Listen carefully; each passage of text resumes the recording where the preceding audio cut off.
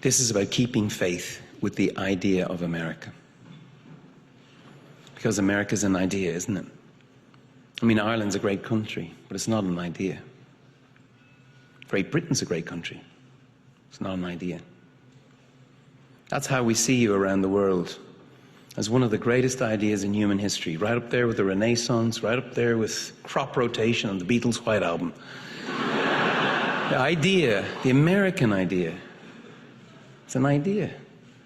The idea is that you and me are created equal. It will ensure that an economic recession need not become an equality recession. The idea that life is not meant to be endured but enjoyed. The idea that if we have dignity, if we have justice, then leave it to us, we'll do the rest. This country was the first to claw its way out of darkness and put that on paper. And God love you for it, because these aren't just American ideas anymore. There's no copyright on them. You brought them into the world. It's a wide world now. I know Americans say they have a bit of the world in them, and you do. The family tree has lots of branches. But the thing is, the world has a bit of America in it too. These truths, your truths, they're self-evident in us. That was Bono, the lead singer from the Irish rock band U2. I really like this clip because I think it raises an important question. What does it mean to say that America is an idea? Which idea are we talking about? Whose idea? And where did this idea come from? I see these questions as at the heart of what this course is all about.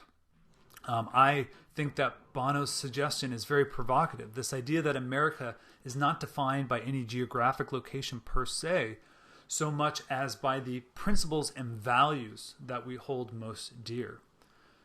But how do those values and principles relate to one another? Ideas are not simple. They don't simply exist in isolation.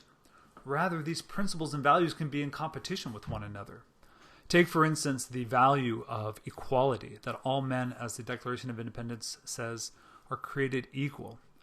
How do we hold that value on the one hand, while on the other hand holding the value of a market society, that we should all be able to pursue what our talents and advantages give us and earn as much money as we can? How do we have a principle of equality on the one hand and a society of inequality on the other? Or take the competing values of democracy and rights. The principle of democracy says that the majority should rule and that we as the people get to decide what our country is going to be all about. But the idea of rights says that there are certain things that cannot be voted on, that individuals have certain protections that are outside of the democratic process. Well, what are those rights, and why are they separate from what can be decided by democracy than other issues? We will be exploring these ideas in this class, but we'll also be exploring the origins of these ideas. Now, when we use that term origin, we're usually talking about comic book heroes, right? We have origin stories about where Batman came from or Spider-Man. Some of our most famous movies from the comic book universes, like Batman Begins or Spider-Man Into the Spider-Verse, are all about what made these characters be the type of heroes that they are. And I think one of the reasons we like them so much is because we appreciate the actions of our heroes more when we understand where it started from. One of the goals of this course then is to help us appreciate what these ideas are by understanding where they ultimately came from. Not by studying them in the abstract today, but studying their original formation at the American founding period. To do that, we'll be reading primary texts, that is, the original writings of thinkers like James Madison, Thomas Jefferson, and Benjamin Franklin. And we do that not only to understand their origins better, but also to become better critical thinkers. The reason that we study original texts rather than a textbook is because it allows us to evaluate their ideas for ourselves and to draw our own conclusions rather than simply absorb the conclusions that somebody else wants us to draw. This is a key principle of a liberal arts class. This is a LIB class, LIB 120, and LIB stands for liberal arts. But what does that phrase mean? It's at the heart of an SVU education, but I don't know that we always define it. Well, the word liberal at its core has the same meaning as the word liberty, freedom.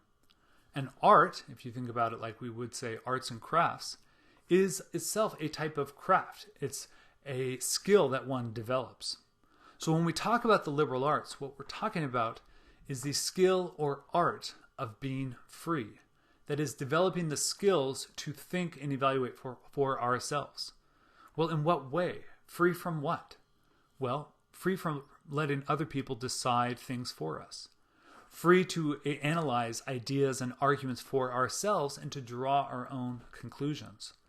Now, that doesn't mean studying original texts will help me know how to vote in November when it's election day, but rather the process of thinking through original text, thinking through original ideas, helps us determine for ourselves what our values are, what our political beliefs are, and what types of ideas we want America to hold as it continues to evolve.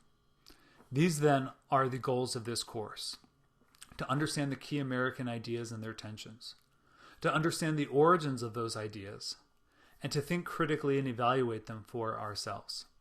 I hope you find these goals as intellectually stimulating and as important and valuable as I do.